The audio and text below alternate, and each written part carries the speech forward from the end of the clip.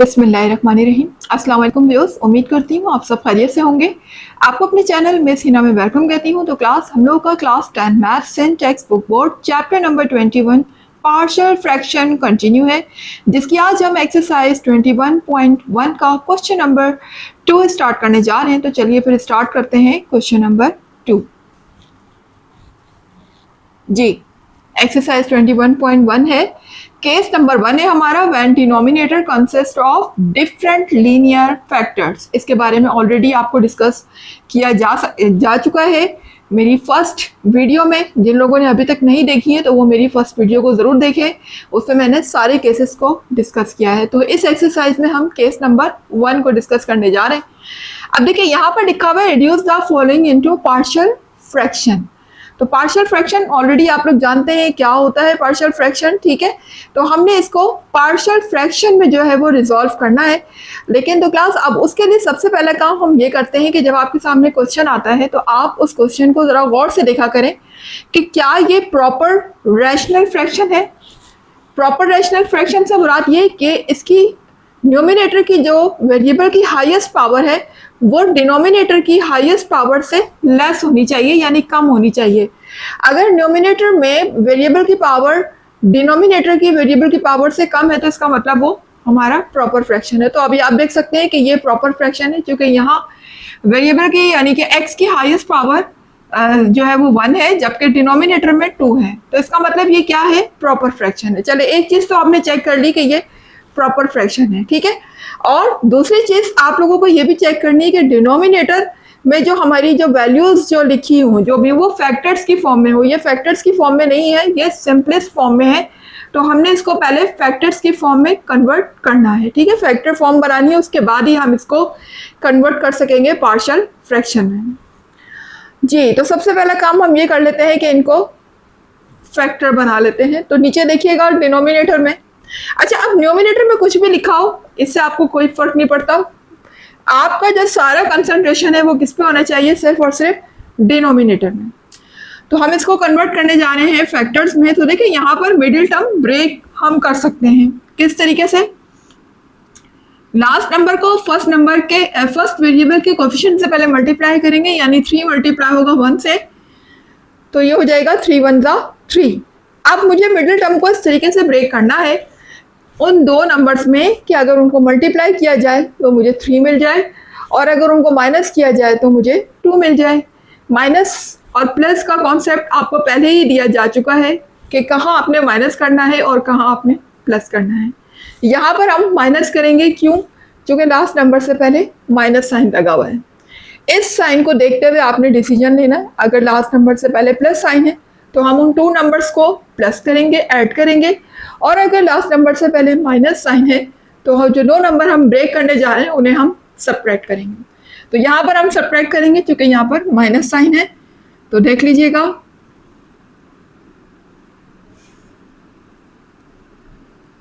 Numerator just copy होता रहेगा।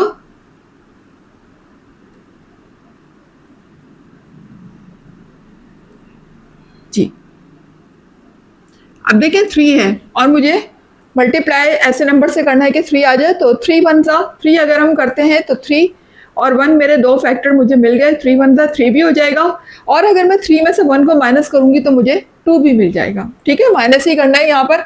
अब देखिए यहाँ पर हमने इसको ब्रेक कैसे करना है। याद रखिए हमेशा पहले ग्रेटर नंबर को लिखा करें, क्योंकि माइनस जो होता है ना वो हमेशा ग्रेटर नंबर में से लेसर नंबर को हम माइनस करते हैं, ठीक है। तो कोशिश करें कि पहले ग्रेटर नंबर को लिखें। तो पहले मैं लिख लेती हूँ 3। मेरे पास 2 फैक्टर है 3 और 1, तो पहले 3 आ जाएगा, और साइन हम वो लगाएंगे जो मिडिल टर्म में लगा हुआ है। मिडिल टर्म में कौन सा साइन लगा हुआ है, माइनस, ठीक है। यहाँ पर माइनस आ जाएगा, और इसके साथ चूंकि एक्स है मिडिल टर्म में तो एक्स लगाएंगे। अच्छा, अब चूंकि यहाँ पर हम सब्ट्रैक्ट कर रहे हैं, ये बात आपको पता है सब्ट्रैक्ट में हमेशा डिफरेंट साइन यूज होते हैं। तो अगर पहला साइन हमने माइनस का लगाया तो सेकेंड साइन हम किसका लगाएंगे, प्लस का, ठीक है।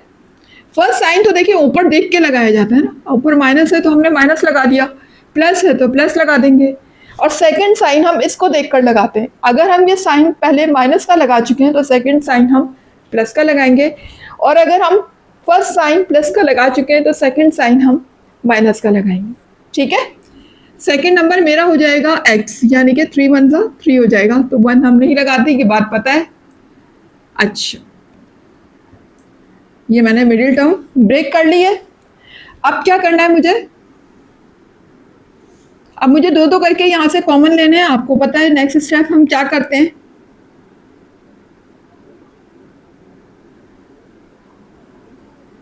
देखिए इन दोनों में से हम कॉमन लेंगे तो x आ जाएगा, इन दोनों में से कॉमन लेंगे तो 1 आ जाएगा, क्योंकि बज़ाहिर तो कोई कॉमन नहीं है, ये x है ये 3 है, ऐसी सूरत में क्या कॉमन आता है 1। रिमेनिंग मेरे पास क्या होगा, जो लिखा हुआ है एज इट इज उसको हम कॉपी कर देंगे, x माइनस 3, ठीक है।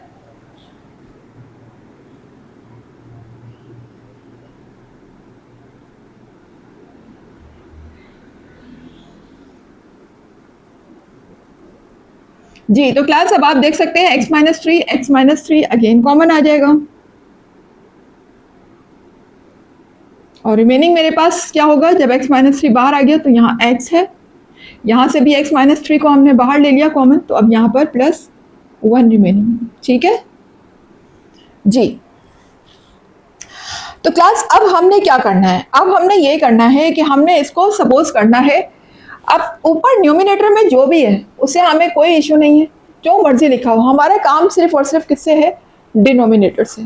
तो क्लास अब हम इसको सपोज कर लेंगे, जितनी ब्रैकेट है उतने ही ए हम यहाँ पर सपोज कर लेंगे। फर्स्ट करें यहाँ पर 2 ब्रैकेट है तो हम A1 A2 के हिसाब से इसको ब्रेक करेंगे, और अगर 3 है तो A1 A2 A3 के हिसाब से इसको ब्रेक करेंगे, क्योंकि यहाँ पर 2 ब्रैकेट है तो हम इसको ब्रेक कर देते हैं। यहाँ पर हम कह देते हैं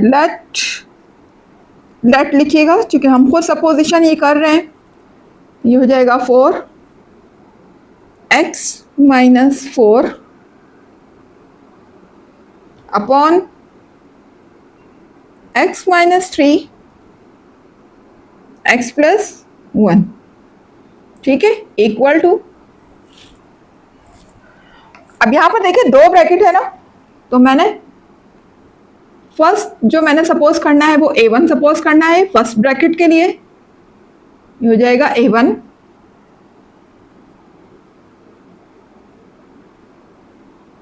ठीक है। A1 के नीचे हम पहली ब्रैकेट लिखेंगे यानी x माइनस 3, ठीक है, और सेकेंड ब्रैकेट के लिए मैं क्या सपोज करूंगी, A2, और सेंटर में मैं यूज करूंगी प्लस का साइन, ठीक है। हमेशा देखिएगा सेंटर में आपने हमेशा प्लस का साइन ही यूज करना है। सेकेंड के लिए मैं यूज करूंगी A2,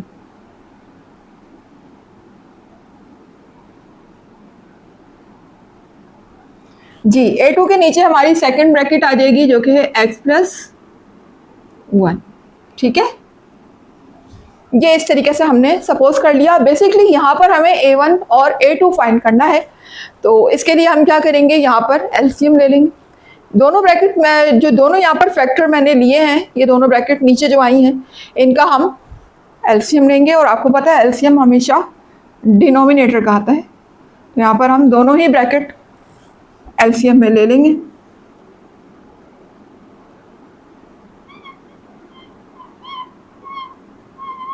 ये देखिएगा x माइनस 3 भी हो जाएगा और x प्लस 1 भी आ जाएगी ब्रैकेट। अच्छा जी, अब इसको हम कॉपी कर लेते हैं।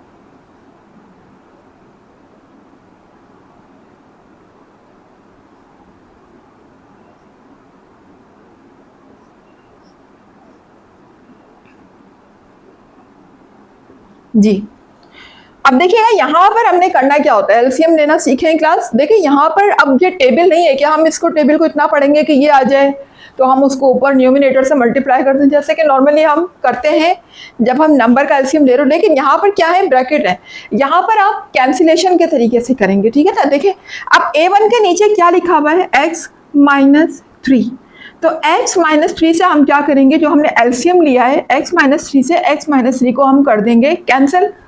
या आप इस तरह भी समझ सकते हैं कि चूंकि A1 के पास जो है वो x माइनस 3 मौजूद है, तो इसको मजीद x माइनस 3 की नीड नहीं है। इसको किसकी नीड है, अब x प्लस 1 की नीड है। तो जिसकी नीड है उसको हम A1 से मल्टीप्लाई कर देंगे। या फिर दूसरा मेरे नज़दीक जो बहुत ही ईजी वे है वो ये है कि आप x माइनस 3 से x माइनस 3 को कर दें कैंसिल।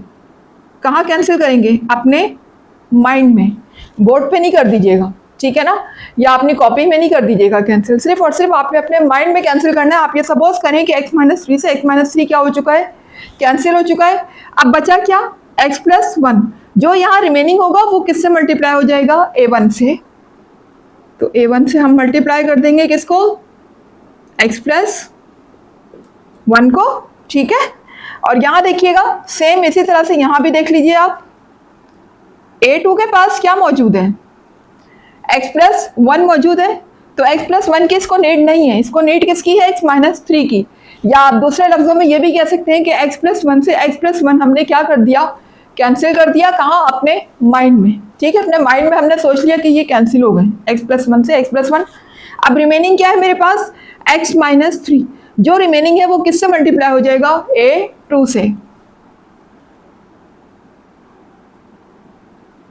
ये देख लीजिए, ये मल्टीप्लाई हो गया, ठीक है। इस तरीके से हमने एलसीएम लेना है। अच्छा, अब उसके बाद क्लास एक चीज़ आपको बता दूं कि देखिए यहाँ पर इज इक्वल्स टू के इस तरफ जो है ये चीज़ डिवाइड हो रही है, और जाहिर है कि जब हम इसको इधर लेकर आएंगे तो यहाँ पर ये क्या, यहाँ पर आने के बाद ये क्या हो जाएगी? मल्टीप्लाई हो जाएगी। जब ये यहाँ मल्टीप्लाई होगी और यही चीज़ सेम यहाँ डिवाइड ऑलरेडी हो रही है, तो ये आपस में क्या हो जाएंगे? कैंसिल हो जाएंगे। ये इससे कैंसिल हो जाएगा। तो बजाय इसके कि मैं इतना लंबा काम करूँ, उधर लेकर जाऊँ, इसको फिर मल्टीप्लाई करूँ और फिर कैंसिल करूँ, तो ये काफ़ी मतलब एक स्टेप हमारा एक्स्ट्रा हो जाएगा। तो बेहतर है कि आप इसको यहीं कैंसिल कर दें, ठीक है। डायरेक्टली भी कैंसिल किया जा सकता है, और अगर आप डायरेक्टली नहीं करना चाहते तो आप एक स्टेप कर लीजिएगा, इधर ले जाके मल्टीप्लाई कीजिएगा और फिर कैंसिल कर दीजिएगा। बात एक ही है, ठीक है। अब देखिए यहाँ मेरे पास क्या रिमेनिंग है?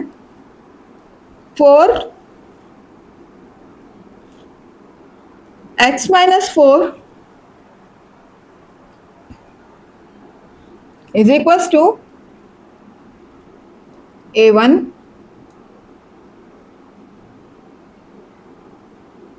x+1 plus a2 x-3। अच्छा क्लास, यहाँ पर एक चीज़ थोड़ा सा मैं मिस हो गई, देख लीजिएगा। यहाँ पर जब हमने लेट इसको सपोज किया था a1 a2 के इक्वल, तो इसको आप नाम दे दीजिए इक्वेशन 1 का, ठीक है। इसको नाम दे दीजिएगा इक्वेशन 1 का। और यहाँ पर जो हमने कैंसिल कर दिया है, ठीक है ना, ये दोनों आपस में कैंसिल हो गए। कैंसिल होने के बाद ये जो फॉर्म हमारे पास आई है, अब यहाँ से हम a1 और a2 की वैल्यू को फाइंड करना शुरू करेंगे। तो इसको आप नाम दे दीजिए इक्वेशन 2 का, ठीक है। ये हमारी हो गई इक्वेशन 2, ये हमारी हो गई इक्वेशन 1। अब मुझे यहाँ से बारी बारी दोनों को फाइंड करना है, तो पहले हम a1 फाइंड कर लेते हैं और उसके बाद हम फाइंड कर लेते हैं a2 को। तो अब जरा देखिए, a1 फाइंड करने के लिए मुझे क्या करना होगा? a2 को कुछ ऐसा मैं यहाँ पर पुट करूँ कि ये चीज़ ज़ीरो हो जाए पूरी। जाहिर है a2 ज़ीरो होगा तभी तो हम a1 फाइंड कर सकेंगे ना।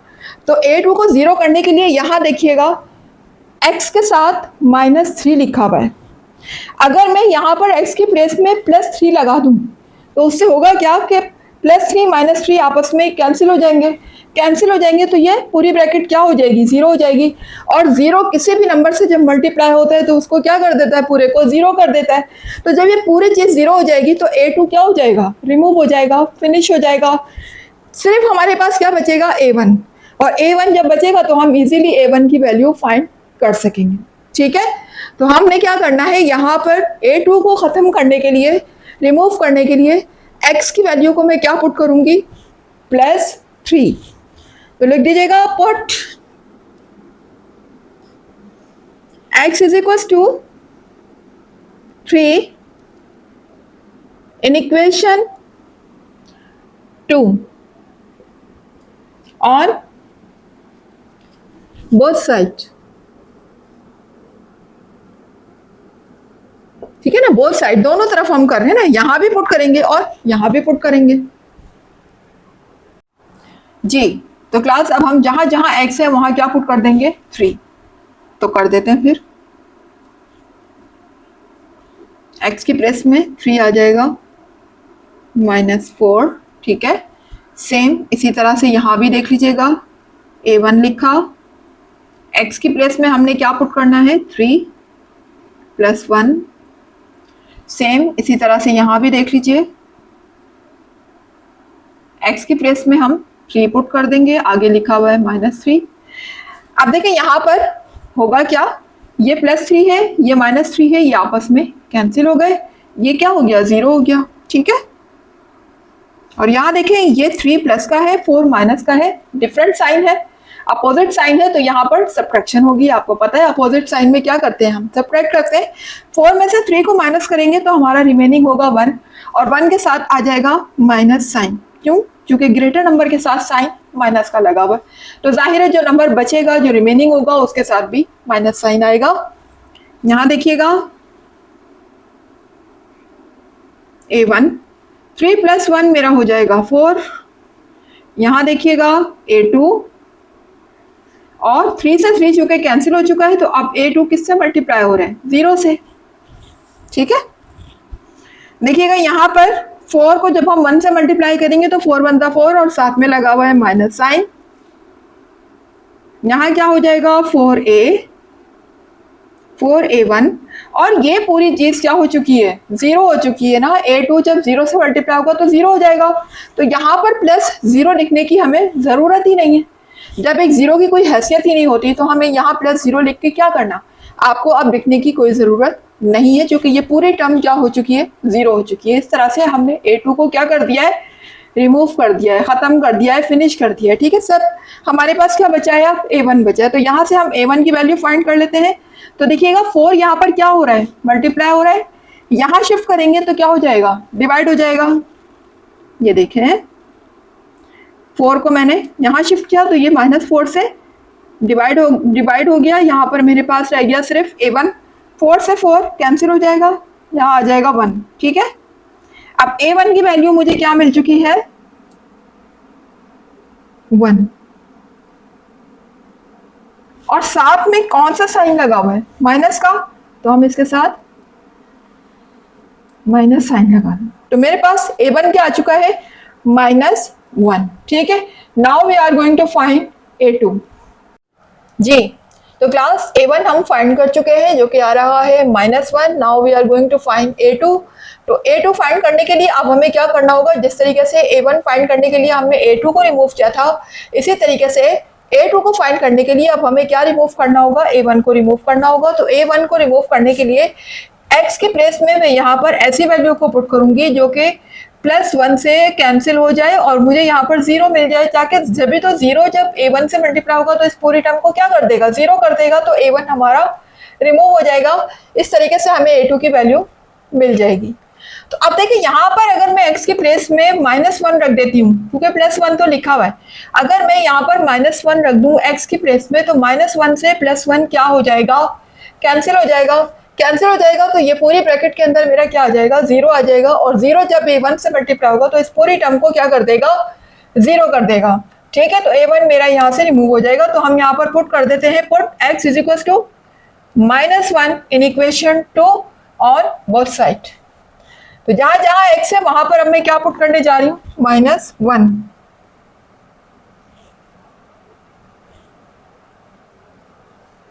ये देखिएगा यहाँ x था, मैंने -1 रखा, सेम इसी तरह से यहाँ भी जहां जहां x है वहां पर हम क्या पुट कर देंगे, -1, आगे लिखा हुआ है +1, सेम यहाँ भी हम -1 कर देंगे।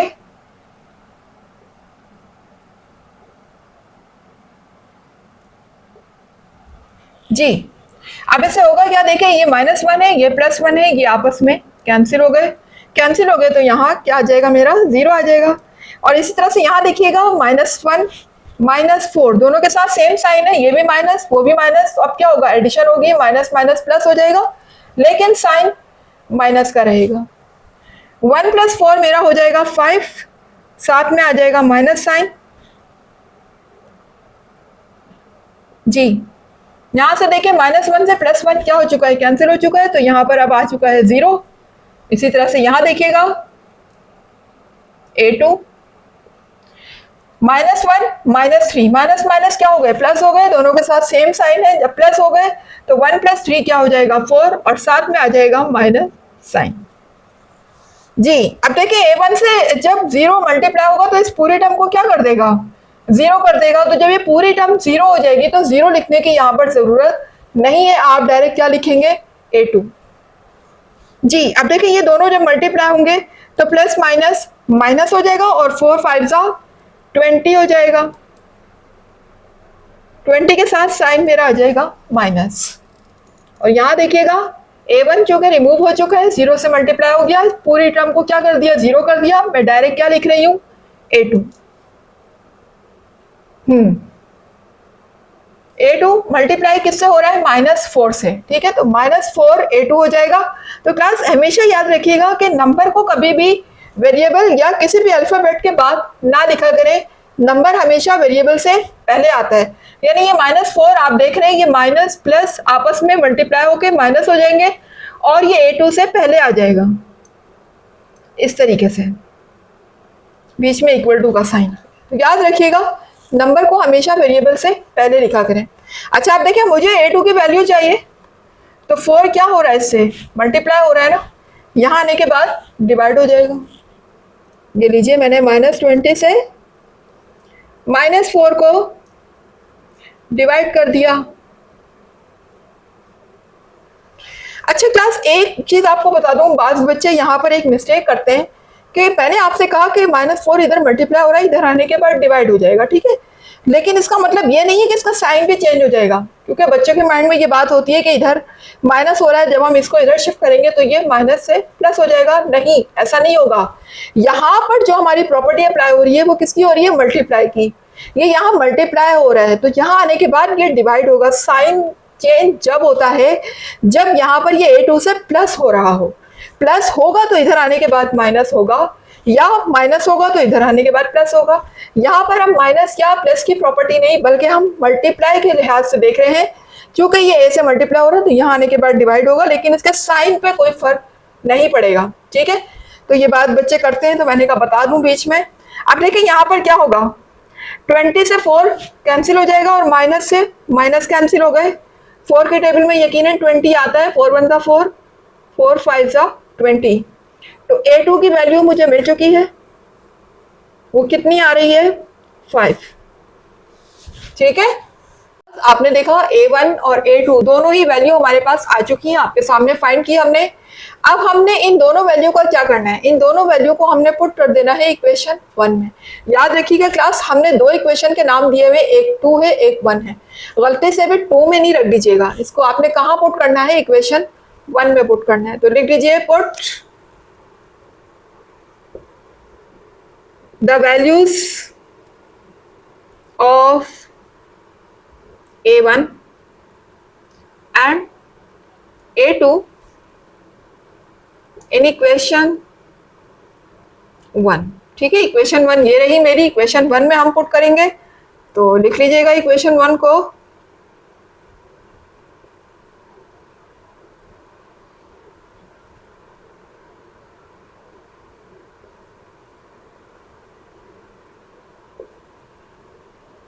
जी जहां पर A1 लिखा हुआ है वहां हम क्या पुट कर देंगे, -1।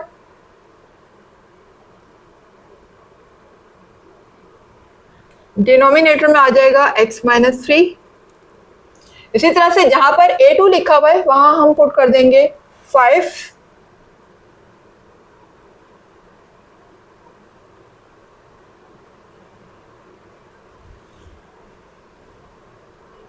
अपॉन में आ जाएगा x+1। जी तो क्लास यहाँ पर हमारा आंसर आ तो चुका है, सही है बिल्कुल ये आंसर। लेकिन आपके बुक में शुरू में माइनस लगाने को कुछ अच्छा नहीं समझते। मैथ्स का भी रूल है कि अगर माइनस स्टार्ट में लिखा हुआ है तो उसको हम बाद में कर दें और जो हमारा प्लस है उसको हम पहले कर दें, इससे कोई फर्क नहीं पड़ता। अगर आप इस तरह भी आंसर देते हैं तो इट्स ओके, गलत ये भी नहीं होगा।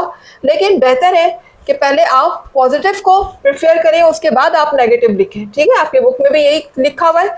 तो हम पहले प्लस वाली वैल्यू को लिख देते हैं, बाद में माइनस वाली वैल्यू को लिख देते हैं।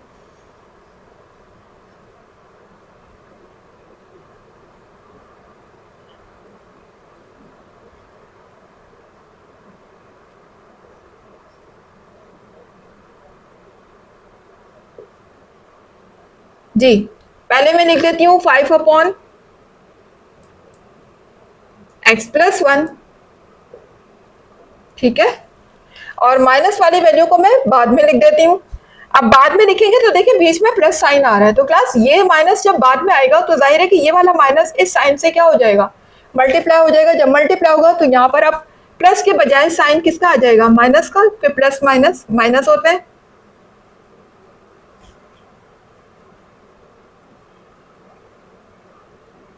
ये देख लीजिए, finally we got the answer, ये हमारा आंसर आ चुका है।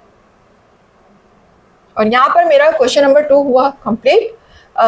जी, तो क्लास उम्मीद है कि आपको समझ आया होगा, कॉन्सेप्ट क्लियर हुए होंगे। अगर आपको कुछ समझ आ रहा है, कुछ सीख रहे हैं मेरी वीडियो से, तो फिर कमेंट में अपनी राय ज़रूर दिया करें, बताया करें कि वीडियो कैसी लग रही है। इसके अलावा अपना फीडबैक से मुझे ज़रूर बताया करें क्लास।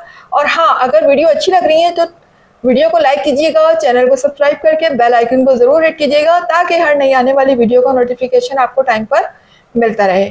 और वीडियोस को जितना ज़्यादा हो सके शेयर भी किया करें। मुझे दीजिएगा इजाज़त, इंशाल्लाह मिलते हैं इसके नेक्स्ट क्वेश्चन के साथ। जब तक के लिए अल्लाह हाफिज़।